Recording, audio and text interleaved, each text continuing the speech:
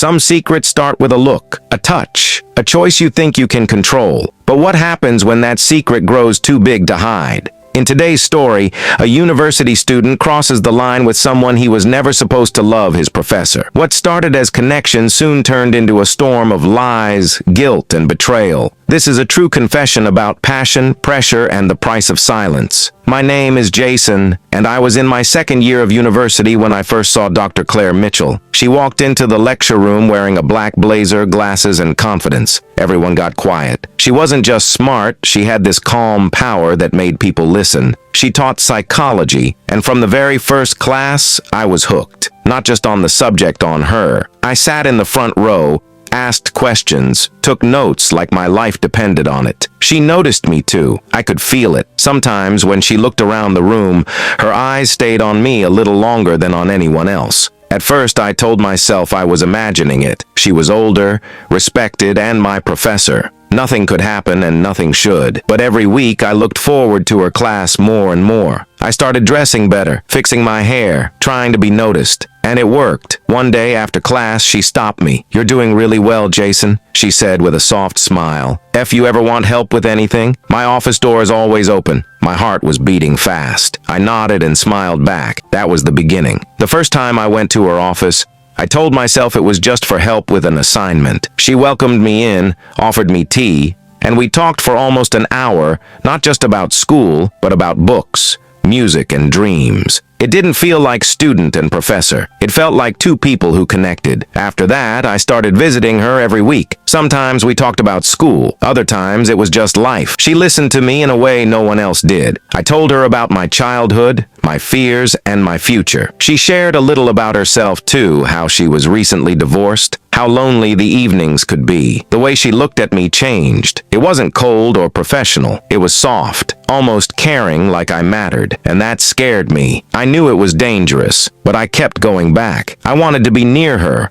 I told myself I was in control, but deep down, I knew I wasn't. One evening, just as I was about to leave her office, she touched my arm lightly and said, "You're not just another student, Jason. You're different." That night, I couldn't sleep. I knew something had started, and I also knew it couldn't end well. It started with a look, then a touch, and then it happened. One rainy afternoon, I went to Dr. Mitchell's office like usual. We talked about a class project, then about life again. The air felt heavy, like something was about to happen. She walked over to her bookshelf to grab a book, and when she turned around, our eyes met. Neither of us looked away. "I shouldn't be doing this," she whispered, but she didn't stop. She stepped closer. I stood frozen. Then she kissed me slow and soft, but full of feeling. I kissed her back. In that moment, everything else disappeared, the rules, the risk, the consequences. We spent the next hour together, behind a locked office door. I knew it was wrong. She was my professor, and I was her student. But it didn't feel wrong at the time. It felt exciting, like I was wanted, like someone finally saw me. When it was over, we didn't talk much. She told me to be careful. "No one can know," she said. I agreed, even though my heart was racing. I walked out of that office into the rain, not sure if I was happy or scared, maybe both. After that day, nothing was the same. In class, we acted normal. I sat in my usual seat. She gave lectures like before, but sometimes our eyes met for just a second too long. No one else noticed, but we knew. The secret was growing between us, heavy and dangerous. We started texting late at night. At first, it was just short messages, then longer ones, then calls. We talked about everything, our days, our dreams, our fears. She told me I made her feel alive again. I told her I felt the same, but it wasn't easy. We had to be careful. We couldn't be seen together outside of school. She worried someone would find out. If the university found out, she could lose her job. I could get expelled. Still, we kept going. We thought we were smart enough to hide it. Looking back now, I don't know if I was in love or just caught in the excitement. What I do know is the deeper we went, the harder it became to turn back. I had crossed a line I couldn't uncross. And the worst part, I didn't want to stop. I started feeling guilty every time I walked into class. Dr. Mitchell Claire stood in front of us like she always did. But now I saw her differently. I remembered the way she touched me, the way she whispered my name. I looked around at my classmates and wondered if they would hate me if they knew. At home, things weren't any better. My roommate started asking questions. Why are you always out late? Who are you texting at 1 a.m.? I brushed him off, but I knew it was only a matter of time before someone found out. The secret was getting too big to hide. One night, Claire called me, her voice shaking. Jason, think we need to stop. My stomach dropped. Why? I asked. She said it was getting too risky, that someone from the department had asked if she was getting too close to a student. I didn't beg, but I felt cold inside. She said we should take a break, no texts, no visits, just space. I agreed, but my heart didn't. That night, I stared at my ceiling, wondering what I had gotten myself into. I missed her already. Days passed without a word from Claire. Class felt colder. I avoided looking at her, afraid I might see something in her eyes I wasn't ready for, or worse, nothing at all. She spoke to the whole class like usual, but she never made eye contact with me again. At night, I kept checking my phone, hoping for a message. Nothing came. I told myself I could move on, that this was for the best, but I felt empty. The person who had made me feel seen now acted like I didn't exist. I started skipping lectures, staying in my room, ignoring friends. My grades dropped. I couldn't focus. Every little thing reminded me of her voice, her scent, the way she said my name. I thought ending things would bring peace, but all it brought was pain. One night, I saw her outside campus, sitting in her car. I stopped and just looked at her. She saw me too. For a second, we both just stared. Then she drove off. That was when I knew even if we had stopped the affair, the story wasn't over. Weeks passed, but I couldn't stop thinking about her. Every day without Claire felt like something was missing. I told myself I needed to forget, to focus on school, to be normal again. But late at night, I still checked my phone, hoping. Then one night, out of nowhere, I got a message. It was from her. I miss you. I stared at the screen for a long time before replying. We started talking again, just a few messages at first, then more. And before long, we were back where we left off. The break didn't make things better. It only made the pull stronger. She invited me to her place. It was the first time we met outside of school. Her apartment was quiet, filled with books and soft music. She made tea. We didn't talk much. We didn't need to. One look, and we knew what we both wanted. We kissed. We didn't stop. That night felt real, like we were finally just two people, not student and professor. But when I woke up the next morning in her bed, reality hit hard. I had homework due. She had class to teach. We both knew we were living in a moment that couldn't last forever. Things went back to the way they were, but riskier. We met in secret. Short meetings, quick touches. We were careful, but not careful enough. People started to notice I wasn't myself. One of my classmates, Rachel, asked if I was dating someone. I laughed it off, but she kept staring like she knew something. Then came the worst part. I overheard two students whispering after class. I think something's going on between her and that guy, Jason. I froze. Were they guessing? Or had someone seen us? I told Claire. She looked scared. If they report this,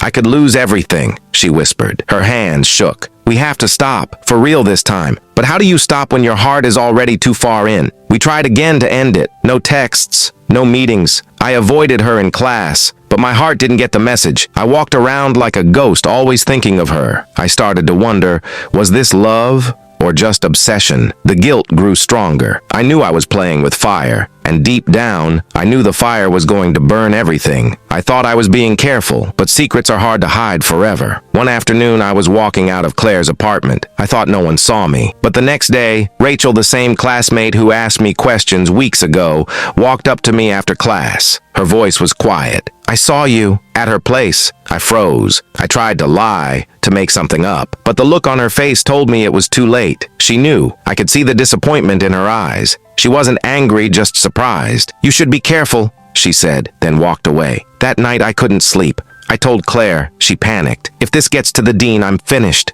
she said. I felt sick. We need to come clean, I whispered. She shook her head. No, Jason, you need to stay quiet. For both of us. It felt wrong. Hiding, lying, sneaking around. I told myself we could still fix this, but I had a feeling the damage was already done. The walls were closing in and neither of us had a way out. The email came a few days later. The university wanted to speak with me. It was about possible misconduct involving a faculty member. My stomach dropped. I didn't need to ask who they meant. Someone had reported us. I met with a school official in a quiet office.